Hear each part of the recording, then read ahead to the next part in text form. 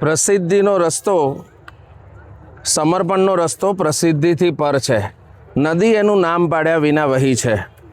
તો આજના નીલાબેન જેમણે સંગીત પીરસ્યું છે, મારા ભાઈને ત્યાંનો જે પ્રસંગ છે અને અમે બધાએ ગીતો સાંભળ્યા, ખરેખર સંસ્કૃત શ્લોકોથી લઈ અને ગુજરાતી ગીતો અને વિશેષ કરીને લગ્નના એકે એક જે પ્રસંગો છે એને એમણે સાંકળીને ખૂબ જ સુંદર એવા ગીતો રજૂ કર્યા છે.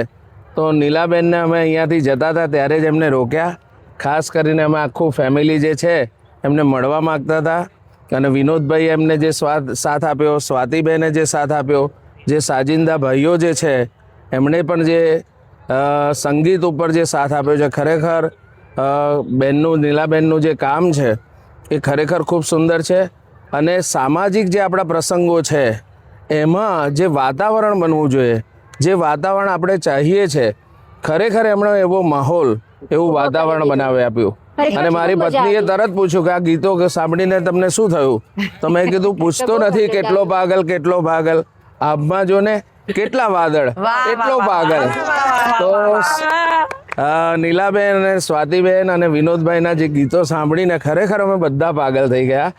આપ સૌનો ખૂબ ખૂબ હૃદયપૂર્વક આભાર છે. હું તમારો ખૂબ ખૂબ આભાર વ્યક્ત કરું છું કે તમે મને આટલી સરસ શાંતિથી સાંભળી અને તમે એના માટે જ અત્યાર સુધી શું વાત કરો છો, મને મળવા માટે.